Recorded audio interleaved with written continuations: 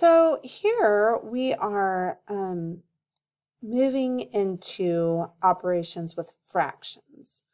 Okay, this was a checkpoint 2 question. So let's take a look and see what you think. Mrs. Ali collected notebook paper from her students at the beginning of the school year. The model is shaded to show the fraction of this notebook paper that she used in each of the 3 months. So here's what she used in the first month, second month, and third month.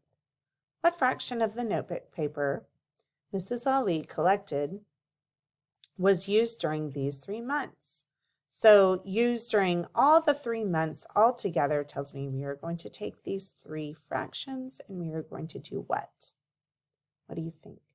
Well, I want you to pause the video and see, first of all, what are we going to do to these 3 fractions? And then once you do that, see if you can come up with the correct answer and then push play when you're ready. So what I think is if we are measuring what she used during all 3 months together, we are going to add these 3 fractions together. So let's look and see what the 3 fractions are. Well, the first month is 1 out of 1, 2, 3, 4, 5, 6, 7, 8. So she used 1 out of 8. But in this one, she used 1 out of 1, 2, 3, 4. She obviously used more, but she only used 1, but obviously her we're divided it into fewer parts, so what she used was more. And then finally, we know that she used 1 out of 2. Okay, I really like this question because everything is already broken down up for you. We know that when we add fractions together, we cannot just write them out like this and then add everything together, can we? 3 over 14. No, that is not how it works. Because if she only used 3 out of 14, that's actually less than 1/2. So how could she have used 3/14 in all 3 months when she used 1/2 in 1 of the months? So we know that can't be correct. So I'm just going to erase this. That's just silly. Okay, so what we need to do is find a common denominator in order to solve this mathematically. Well, which one of these can we break up all of them into? So we know that when we find a common denominator, our denominator is actually going to be a larger number. So if we have 8, 4, and 2, we're not going to use 2 because that's not a larger number, and we're not going to use 4 because 8 is bigger. Let's see if we can convert all these into 8s. Well, if you take a look, are these already broken up into 8s? We can bring down that 8 just like that, right? And so our 1/4 is now what? How many 8s? It's now 2 8s, right? And our 1/2, I'm going to erase that for a second so I can draw my lines. Perfect. Our 1/2 is now how many 8s? 1, 2, 3, 4 8s. So now they all have the same denominator and we can add them together. So let's do 1/8 plus 2 8s. Oops, that is an 8. Did you know that? That's like a Picasso 8. And 4 8s. So, oops, should be a 2. It looked like a 3 for a second. I was like, that can't be right. 2 8s. All right, and if we add them together, our answer is going to have 8s as the denominator. And our numerator is 1 plus 2, which is 3. 3 plus 4 is 7.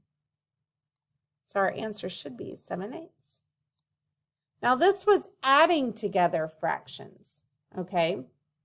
I want you to take a look at the one I want you to do on your own. What do you think it means here? I'm going to move my little picture. What do you think it means when we are xing out some? All right, so think about that. And also make sure that you are simplifying and your answers. This is a pretty tough question. And so I might actually go over the answer with you when you're done. So I want you to try this on your own first, and then and I'll just extend this video. That's what we'll do. So right now, try this problem on your own. It's the very next slide, and then come back and we'll see what the answer is. Okay, so hopefully you have pushed play again. And let's take a look. Okay, the shaded part of a model represents a fraction. So the yellow part. Another fraction was subtracted from the first fraction. Which expression does the model represent? Well, Mrs. Wagner kind of messed up here. So it's obviously not going to be this one because it says it's subtracted. So you can go ahead and eliminate this one, huh? Okay, so let's take a look at what the first fraction is. So we have 1, 2, 3, 4, 5, 6, 7, 8, 9, 10, 11, 12 is our total. So what part is shaded? 1, 2, 3, 4, 5, 6, 7, 8, 9. 9 out of 12 are shaded. And now we have 9 out of 12 here, but we also have some others. And could it be 4 out of 12? Now this one has another denominator, but what do we know about 9 over 12? It's very possible that 9 over 12 could also be the same as 3/4. So I'm not going to eliminate this one just yet, just because it's not 9 over 12.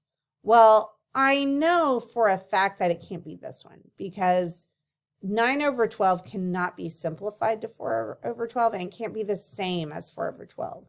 So I really don't think it's this one. Okay, so let's keep looking and see. So another fraction was subtracted. What was subtracted is going to be out of the whole. So what out of the whole was subtracted? Well, let's say it was still 12. 1, 2, 3, 4. 4 out of 12 were subtracted. Well, how come 4 over 12 isn't an answer choice? Well, it's because I think they want us to simplify. Okay. So let's think about our simplification rules. So our first simplification tip is, can the top number go into the bottom number? Can 9 go into 12 evenly? No, it can't. So let's think about another simplifying tip. Are both numbers even? Is 9 even? No, 12 is even, but 9 is not. So we can't use that simplifying tip. Okay, my third one is, are they both multiples of 3? Is 9 a multiple of 3? Is 12 a multiple of 3? They both are. So if they are both multiples of 3, that means you can divide by 3. Well, if we divide both by 3, I would get 3 on top. 9 divided by 3 is 3. 12 divided by 3 is 4. So, ooh, look, 3/4. Okay, so now it all depends on what 4/12 simplified becomes. Is it the same as 1/6 or is it 1/3? Okay, I'm going to rewrite 4/12 right here because it all comes down to him. Let's go back up to the top of my simplifying tips. My first one is, can the top number go into the bottom number? Can 4 go into 12? Yes, it can. 4 can go into 12 evenly. So if we can do that, then we divide by the top number. So 4 divided by 4 is 1, and 12 divided by 4 is 3. So do we have a match? We have a match here, and we have a match here. So which one is it? Well, it can't be this one because 4/12 is not the same as 1/6. 4/12 is the same as 1/3. So this is our answer. This is a really tricky one, okay? If you read the instructions, the shaded part of a model represents a fraction. So think about, okay, let me just worry about the shaded part. Then it says another fraction was subtracted from the first one. Well, what was taken away is always still part of the whole, okay? Not a brand new fraction. I think some people might want to think, well, 1, 2, 3, 4 out of 1, 2, 3, 4, 5, 6, 7, 8, 9 were taken away. 4 out of 9. No, it's still 4 out of the whole 4/12. Okay, this was a really tricky one. You have another one on the next page that's a little more like the one we did, this checkpoint question that we did together. It's putting together some fractions. So I have given you some fraction strips to use. It's going to be on a Draw It in the Nearpod lesson, so you should be able to use the fraction strips to find a common denominator. And remember, this is going to be 1 whole, okay, or not 1.0, but 1 whole. Okay, so do your best and let's see how you do.